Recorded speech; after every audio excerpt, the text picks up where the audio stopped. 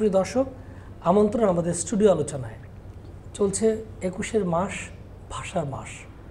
আমরা ভাষার মাসে আয়োজন করে থাকি বইমেলা, আমাদের প্রাণের বইমেলা। বইমেলায় মিলন মেলা ঘটে প্রকাশক, লেখক এবং পাঠকের। এই বিষয় নিয়ে এনিগমা টেলিভিশন ধারাবাহিক আয়োজন করেছে নতুন মলটের ঘ্রাণ এই আয়োজন। স্টুডিওতে আলোচনা উপস্থিত আছেন রুবেল সাইদুল আলম, তিনি কবি, লেখক এবং গবেষক। আপনাকে স্বাগত আমাদের স্টুডিওতে। ধন্যবাদ।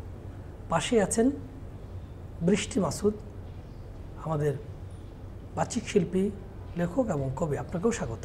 শুভ সময়। প্রথমে প্রশ্ন, আপনার একটা কাব্যগ্রন্থ রয়েছে ভবঘুরে অভিলাষ, সেটা আপনার অনেকগুলি কবিতা আপনি গ্রন্থবদ্ধ করেছেন, একটা লম্বা সময়ের কবিতাগুলিকে নির্বাচন করেছেন। এই প্রক্রিয়াটা সম্পর্কে আমরা দর্শকদের জন্য বলবেন। কবিতার লেখালেখি আসলে ছোটোবেলা থেকেই, সেই স্কুল জীবন থেকে, স্কুল, কলেজ, বিশ্ববিদ্যালয়, তারপরে এই পর্যায়ে। তো আমার যত লেখালেখি আছে তার ভিতর থেকে আমার বলতে পারেন, আমার যদিও ভবঘুরে অভিলাষ প্রথম কাব্যগ্রন্থ, কিন্তু আসলে এটা নির্বাচিত কাব্যগ্রন্থ। আমার নিজের মনে করেছি যে এই কবিতাগুলি আমার নেওয়া দরকার। এখানে আমার ৪১টি কবিতা রয়েছে। সেখান থেকে আমার কবিতার যে বিভিন্ন রস এবং আস্বাদন, পাঠক বিভিন্ন ধরনের আস্বাদন পাবে। এই ভবঘুরে অভিলাষ এই শিরোনামে নিশ্চয় কবিতা রয়েছে?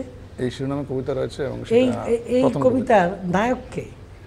এই কবিতার নায়ক প্রত্যেকটা ভবঘুরে মানুষ। ভবঘুরে মানুষ যে ঘর ছাড়া হতে হবে তা না, যে তার স্বপ্নে, মননে, চিন্তায় ভবঘুরে, সেই ভবঘুরে। এবং এই ভবঘুরে মানুষের যে স্বপ্ন, তার যে ভালোবাসা, তার যে না পাওয়া, তার যে বেদনা, তার যে হাহাকার, তার যে আহুতি, এগুলি নিয়েই আসলে এই কবিতার প্লটটা সাজানো।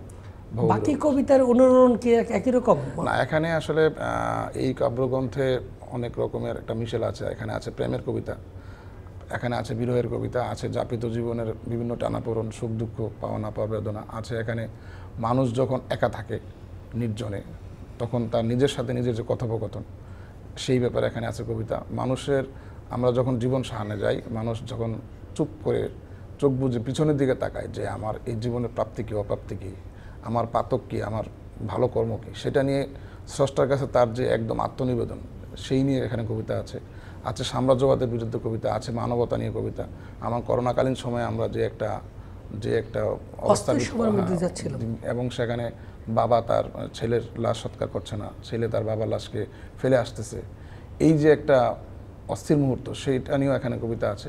বিভিন্ন ধরনের কবিতা আসলে এই বইটিতে পাঠক পাবে। বৃষ্টি মাসুদ, আপনি কবিতা লেখেন, সঙ্গীত সাধনা করেন, বাচিক শিল্পী, কোনটা আপনাকে বেশি টানে? প্রথম টানে আসলে লেখাটাই বেশি টানে, ভালো লাগে। কারণ লেখার ভিতরে আমি সব কিছুই পাই। লিখি দেখে আমার আবৃত্তি করতে ভালো লাগে, গান গাইতে ভালো লাগে। তো লেখাটা আমার সবচেয়ে কাছের আর কি। আপনার প্রথম কাব্যগ্রন্থ নারী ও স্বপ্ন, এটা ২০০১ সালে আমরা প্রকাশিত হতে দেখেছি। এখানে কি কি কবিতা আপনি আনলেন? এখানে নারী বিষয়ক কিছু কবিতা আছে, নারী ও স্বপ্ন, নারীর বিভিন্ন ক্ষেত্রে আর কি পদচারণা, সেগুলো নিয়ে। এটার ভিতর মাকে নিয়ে কবিতা আছে, সন্তানকে নিয়ে কবিতা আছে, মা সন্তানকে ভালোবাসে, সে ধরনের। সব কিছু নিয়েই আর কি নারী এবং একজন নারীর স্বপ্নের ছোঁয়া আছে এটার ভিতরে। দ্বিতীয় কাব্যগ্রন্থ যৌবনের সময় শেষে, জি, এইটা আপনার ১ বছর পরে প্রকাশিত হলো। জি জি। এটা কি 1 বছর এই সময় আপনি লিখেছেন নাকি আগের কবিতা? আগেরও কিছু কবিতা, সব কবিতা তো আসলে এক বইতে দেয়া যায় না, তো কিছু কিছু কবিতা সিলেক্টিভ থাকে, সেই কবিতাগুলো আবার এটার ভিতরে দিয়েছি আর কি। সব মিলে আপনার কাব্যগ্রন্থ কয়টি? আমার কাব্যগ্রন্থ 4টি এবং একটি আছে গল্পগ্রন্থ। এই 4টার এরপরটা আমরা দেখছি যে ভাবনার জানালায় বসে, এটাও তো এই বছরে, জি, এবারে বইমেলায় আসছে। জি। কোন প্রকাশনী? এটা ধ্রুপদী পাবলিকেশনস। আর কি এটার পরিসর কি, কোথায় এটা, কি কি কবিতা নিয়ে এটা সাজালেন? এটা যে ভাবনা, এটাও ওই যে মনের ভাবনা থেকে লেখা আর কি, ছোট ছোট কবিতা। এটা বিরুলে আমার পংক্তি এবং পংক্তিমালা টাইপের কবিতা এখানে আছে, ছোট ছোট টাইপের। মনে যখন যেটা আসছে সেটাই লেখার চেষ্টা করেছি, ধরে রেখেছি আর কি। আপনার যে শুরুর কাব্যগ্রন্থ দুটা একেবারে আপনার যে নিজের সন্তানের মতো বলতে পারি, সেখান থেকে কবি কণ্ঠে কি আমরা কোনো কবিতা শুনতে পারি? হ্যাঁ জি, অবশ্যই।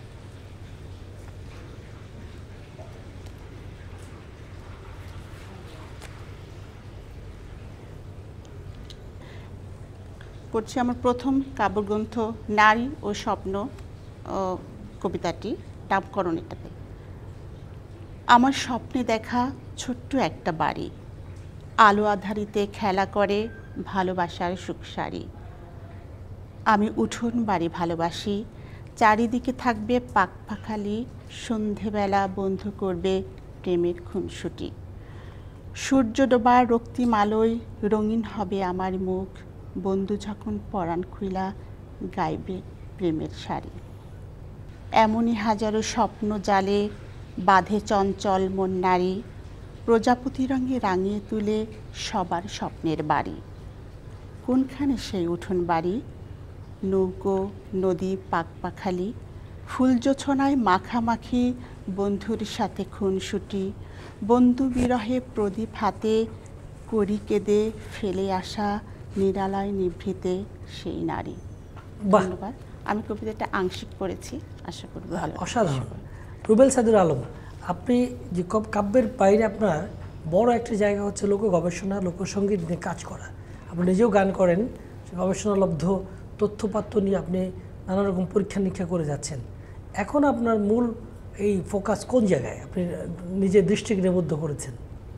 আমি সামনে যে বইটির কাজ ধরেছি, একটি বই ভাটি বাংলার মহাজন জানা অজানার উপাখ্যান।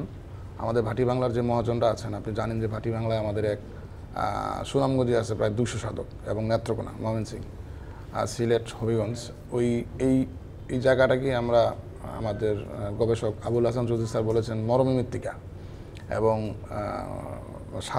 সাধনার হৃদয় এই জায়গাটাকে বলেছেন। এই ভাটি বাংলা মহাজনদের নিয়ে আমার একটি বইয়ের কাজ করছি, যে নামকরণ হবে যে ভাটি বাংলার মহাজন। মাঠ পর্যায়ে যেতে হচ্ছে আপনার এই জন্য? মাঠ পর্যায়ে যেতে হয়, অনেক পড়াশোনা করতে হয়। তো ভাটি বাংলা মহাজন জানা অজানার উপাখ্যান, আমরা সিলেক্টিভ 6 থেকে 8জন মহাজন নিয়ে কাজ করব।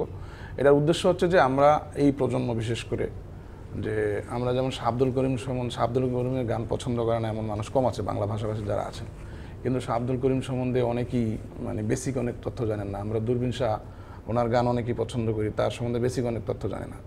আমরা আমাদের রশিদ উদ্দিন, আমাদের উকিল মুন্সি, আমাদের চান মিয়া ফকির, আমাদের আদা রহমান, এই মহাজনদের গান সবাই পছন্দ করে এবং অসম্ভব জনপ্রিয় সব গান। কিন্তু এই মহাজনের ওই গানটা কার?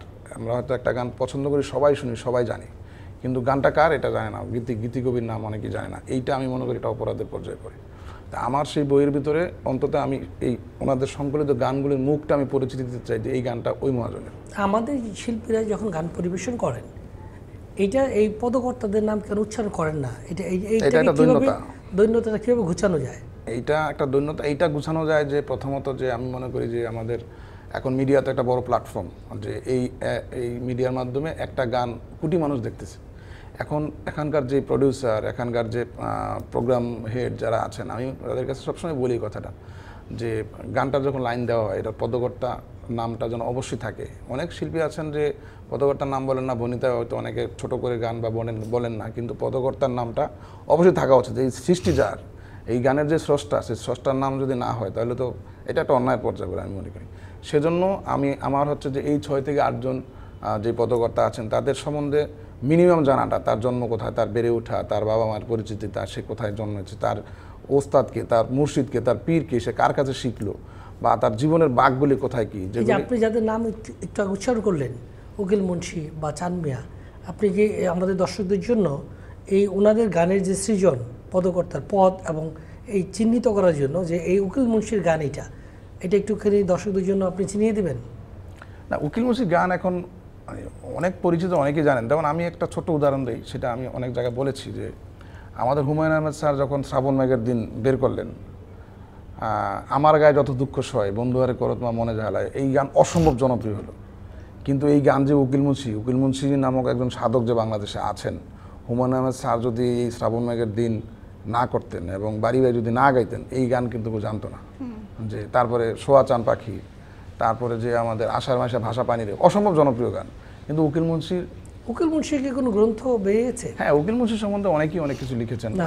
তার পদ নিয়ে মূল গ্রন্থ রচনা, ওই রকম গ্রন্থ আমাদের অমলেন্দু কুমার দাস একজন ভদ্রলোক আছেন, উনি একটা গ্রন্থ বের করেছেন ছোট উকিল মুন্সি নিয়ে। উকিল মুন্সি নিয়ে ওরকম বড় পরিসরে আসলে গবেষণা এখনো হয় নাই। মানে আমার জানা মতে নাই। আপনার এই 6 জনের মধ্যে এই মহাজন রয়েছেন, উকিল মুন্সি রয়েছেন। আমরা বৃষ্টি মাসুদ আপনার কাছে আমি জানতে চাবো, আপনার গল্প গ্রন্থ রয়েছে, আপনি গল্প লেখেন, জি। গল্প মানে কিভাবে লেখেন, এটা কতটুকু জায়গা, মানে কবিতার তো একটা পরিসর, গল্পের তো একটা ছোট গল্প, বড় গল্প, মহাকাব্য, আপনার গল্পগুলি কোন আকারে আসে? আমি ছোট গল্পই লিখেছি, উপন্যাস এখনো 2-3টে ধরেছি কিন্তু শেষ করতে পারি নাই, তো এটা অনেক কষ্টসাধ্য কাজ আমি মনে করি উপন্যাস লেখাটা। তো ছোট গল্পে আছি, ছোট ছোট গল্প লিখি, ছোট ছোট এই বিষয় কথা নিয়ে। সাহিত্য আর এই কবিতার মধ্যে ফারাকটা কি আসলে? ছোট গল্প বা গল্প লিখতে, কবিতাও তো গল্প থাকে, হ্যাঁ, হ্যাঁ। কিন্তু আমরা গদ্য গল্প লিখি যে হ্যাঁ। জায়গাটা, এই সঙ্গে ফারাকটা কি? আমি তো বিস্তার মনে করি, মানে কবিতাটা ছোট আকারে লিখছি আর গল্পটা, কবিতাটাকে আপনি গল্প, আমার একটা কবিতা আছে সেই কবিতাকে আমি গল্পে নিয়ে গিয়েছি, মানে কবিতার বিষয়বস্তুটাকে আরও বিশ্লেষণ করে লিখেছি, নায়ক নায়িকা করেছি, অনেক চরিত্র আসছে, সেটা হচ্ছে গল্প। আমি মনে করি বিস্তার, কবিতার অনেক বিস্তার, অনেক বিশ্লেষণ, সেটাই হচ্ছে আমার কাছে গল্প। নির্বাসিত সুখ, এটা আপনার প্রথম জি, জি, গল্পগ্রন্থ। গল্পগ্রন্থ। কয়টা গল্প নিয়ে এটা হলো? এটা 16টা গল্প আছে। 16টা গল্প। জি, জি। কি কি গল্প এর মধ্যে আছে, মানে জীবন, প্রকৃতি, মানুষ, আপনার কোন জি, জায়গাটা? সব মানুষের জীবনে যে যে ধরনের বিষয়গুলোই থাকুক, প্রেম, ভালোবাসা, দুঃখ, বেদনা, বিচ্ছেদ, উত্থান পতন, সব কিছু মিলিয়ে আছে আমার, মানে 16টা গল্প 16 রকম। এবং আমি আশা করি এটা পাঠক অনেক অনেক ভালো চলেছে, এটা অনেকে যে পছন্দ শিরোনামে করেছে আপনি আর কি। গ্রন্থটা বানালেন, জি, নির্বাসিত সুখ, জি। এইটা কি গল্প আছে? হ্যাঁ, এটা আছে, এটা আমি প্রথম গল্পই। এটা কি সুখকে কেন নির্বাসনে পাঠালেন আপনি? অবশ্যই সুখকে নির্বাসন অবশ্যই যেছে, আমরা যখন আমার আশেপাশে মানুষগুলোকে ভালো রাখার জন্য যখন আমি নিজের সুখটা বিসর্জন দেই, সেইটাই নির্বাচিত সুখ। যে আমি যেমনই থাকি না কেন আমার আশেপাশের মানুষগুলো যাতে ভালো থাকে, তাদের জন্য কিছু করা, তাদের চাওয়া পাওয়াটা পূরণ করা, সেটা হচ্ছে নির্বাচিত সুখ। এবং পরবর্তীতে একটা গ্রন্থ রয়েছে, একটি জনম ফুলের মতো, জি। এটা তো গল্প গ্রন্থ না, এটা কাব্যগ্রন্থ। কাব্যগ্রন্থ। জি। এইটাতে এটা কত সালে? এইটা যে গতবারে, এটা 24-এ বইমেলায় জি, জি। এসছে। জি। এখানে কয়টা কবিতা রয়েছে? এটাতে আছে 51টার মতো কবিতা আছে এটাতে।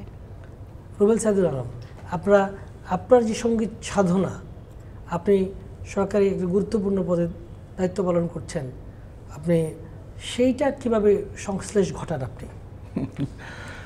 আসলে সুর আমার ভিতরে সেই ছোটোবেলা থেকেই আছে। আমি ছোটোবেলা থেকেই বিশেষ করে আমার লোকগানের যে সুরটা, এটা আমাকে অসম্ভব টানে। আমি বাংলাদেশের অনেক প্রখ্যাত দিকপাল বাউল আছে, তাদের গান আমি মঞ্চের সামনে থেকে দেখেছি। সেখান থেকেই বিশেষ করে বিরহের যে সুর, এই সুরটা আমাকে খুব টানে এবং সেখান থেকেই সেই মানে গোড়াপত্তন। আচ্ছা, যে বিরহর যে গান, এটাকে যদি আমরা ইংরেজিতে ট্র্যাজেডি বলি, ট্র্যাজিক সুর, তার সঙ্গে কাটা বিচ্ছেদের যে একটা সংশ্লেষ, এটা একটা আঞ্চলিক টান। একই জিনিস কি ওটা আঞ্চলিক টান? ময়মনসিংহ অঞ্চলে, টাঙ্গাইল অঞ্চলে বলে কলিজা কাটা বিচ্ছেদ, ওইটা আর কি। এরকম কোন গানের নমুনা কি আপনি দর্শক শোনাবেন? হ্যাঁ, যেমন শাহ আব্দুল করিমের অনেক গান আছে, যেমন কেনে পিরিতি বেড়াইলের বন্ধু ছাইরা দেবা যদি, এটা আমি মনে করি বিশ্বের মানে সবচেয়ে মানে কয়েকটা বিচ্ছেদ গানের ভিতরে সবচেয়ে জনপ্রিয় গান। এবং সোয়াচান পাখি, সোয়াচান পাখি, উকিল মুন্সি সোয়াচান পাখি, তারপর শাহ আব্দুল করিমের প্রাণনাথ ছাড়িয়ে যায় না মরে রে, তারপরে দূরবীন স্যার ডাকলে কি আর প্রাণ জুড়াবে রে, না দেখলে নয় অনরে বন্ধু, তারপরে আমাদের রাধারমণের বিনোদিনী গত বৃন্দাবন কারি দিয়ে যাবে, এরকম অনেক গান। ক্যাটাগরি কি করে কি লোকগানকে কিছু করা হয়েছে যে এটা বিচ্ছেদি, এটা আনন্দের গান? এটা লালন সাইজির গান নিয়ে অনেক গবেষণা হয়েছে। লালন সাইজির গানের 6 থেকে 8টা পার্ট নিয়ে বিভিন্ন মানে গবেষকরা গান করেছেন, কিন্তু আমাদের ভাটি বাংলা মহাজনদের যে গান, সেটা যে ওনাদের সৃষ্টিতত্ত্ব আছে, গুরুতত্ত্ব আছে, মুর্শিদ তত্ত্ব আছে, বিরহের গান আছে, মানে প্রেমের গান আছে, এগুলি নিয়ে আসলে আলাদা আলাদা করে করা হয় না, তবে সেটা আমার ইচ্ছা আছে। বাহ, নিশ্চয়ই আমাদের বাংলা ভাষা সমৃদ্ধ হবে এই ধরনের গবেষণা নিরীক্ষণের মধ্য দিয়ে। সঙ্গীত শিল্পী এবং আমাদের যারা শ্রোতা বা যারা এটা জানা উচিত, জেনারেশনে জানা উচিত, তাহলে আমাদের আরো সমৃদ্ধি আসবে ভাষা এবং সঙ্গীতের। আপনি তো কবিতা পড়েন, আমাদের ভাষার মাস চলছে, আমাদের বিশিষ্ট জনের কবিতাও আপনি নানান সময় আবৃত্তি করেন। আমাদের এই সময় আপনি কোন কবিতাটা পড়তে চান? আমি এবার যেহেতু ভাষার মাস আমাদের, তো সকল ভাষা শহীদদের প্রতি শ্রদ্ধা জানিয়ে আমি একটা কবিতা পড়ছি। কবি আসাদ চৌধুরীর একটা কবিতা পড়ব, ফাগুন এলে। ফাগুন এলেই একটি পাখি ডাকে, থেকে থেকেই ডাকে, তোমরা তাকে কোকিল বলবে? বলো, আমি যে তার নাম রেখেছি আশা, নাম দিয়েছি ভাষা, কত নামেই তাকে ডাকি, মেটে না পিপাসা। ফাগুন আনে ফুলের তোড়া, কখনো প্রতিবাদ, ফাগুন যেন পাগলা ঘোড়া, মানতে চায় না বাদ। ফাগুন এলেই অলি এসে জোটে, কলিরা পায়ে লোটে, তাকে তোমরা শহীদ মিনার বলো, আমি যে তার নাম রেখেছি ফেরা, নিজের ঘরে ফেরা। ঘর থেকে যে পথে ওড়ে তেমন বিহঙ্গেরা। ফাগুন যেন ফুপুর আরশি, দেখে নিজের মুখ, ফাগুন শেখায় শূদ্রের লৌহে জীবনের ভুল চোখ। ফাগুন এলেই একটি পাখি শাখে থেকে থেকেই ডাকে, কোকিল বলবে তাকে বলো, ফাগুন এলে অলি এসে জোটে, কলিরা পায়ে লোটে, বলবে তাকে শহীদ মিনার বলো। ধন্যবাদ। বাহ, ফাগুন এলে একটি পাখি ডাকে, থেকে থেকে থেকেই থেকেই ডাকে, ডাকে। আমি যে তার নাম দিয়েছি ভাষা। অসাধারণ কবিতা। আসাদ চৌধুরীর প্রতি আমরা জি, গভীর শ্রদ্ধা জ্ঞাপন করছি। আমাদের পাশে আছেন রুবেল সাইদুল আলম, তিনি ডেপুটি কমিশনার বাংলাদেশ কাস্টমস। তিনি এই কঠিন দায়িত্ব পালনের পাশাপাশি সঙ্গীত চর্চা করেন, লোকসঙ্গীত নিয়ে গবেষণা করেন, নিরীক্ষণ করেন, প্রশিক্ষণ প্রদান করেন এবং নিজে শেখেন।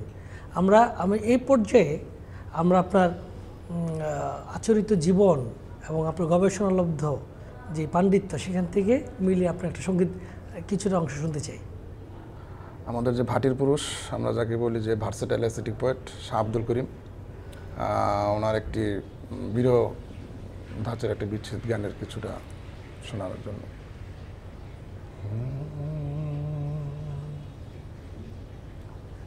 প্রাণনা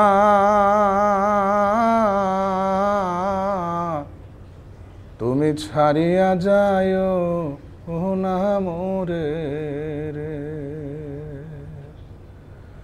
তুমি আমার কাছে থাকো এই আমার বাসনা,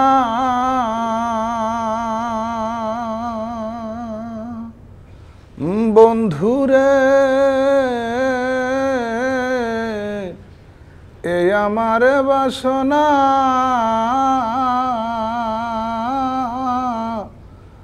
মন যারে চায় তারে ছাড়া মনে তো বোঝে না রে, প্রাণনা তুমি ছাড়িয়া যায় ও না মোরে রে। বাহ, চমৎকার। তো আমরা অনুষ্ঠান শেষ প্রান্তে আপনাদের দুজনকেই আমাদের স্টুডিওতে আসবার জন্য ধন্যবাদ। যদি আপনাদের স্টুডিওতে আমাদের দর্শকদের জন্য যদি আপনি কিছু বলেন। আমার একটা কথাই আমি সবসময় বলি যে লোকগান হচ্ছে আমাদের ঐতিহ্যের জায়গা, আমাদের শেকড়ের গান। লোকগান শুনুন, আপনার প্রজন্মকে লোকগান শোনার জন্য অভ্যস্ত করে তুলুন, এবং যার গানই শুনুন সঠিক সুরে সঠিক কথায় এবং পদকর্তার নামটি জেনে লোকগান শুনুন, এবং এখানেই আমাদের শান্তি, ঐতিহ্য, তৃপ্তি এবং আমাদের শেকড়। ধন্যবাদ। বৃষ্টি মাসুদ। ধন্যবাদ দর্শককে আজকে অনুষ্ঠানটা দেখার জন্য। আর যেহেতু আমাদের ভাষার মাস, ভাষার প্রতি শ্রদ্ধা জানিয়ে বাংলা সংস্কৃতির সাথে থাকুন, ভালোবাসুন বাংলাকে, বাংলাদেশকে। সবাইকে ধন্যবাদ, এবং এগনিমা টিভিকে অসংখ্য ধন্যবাদ আমাকে আজকে আমন্ত্রণ জানানোর জন্য।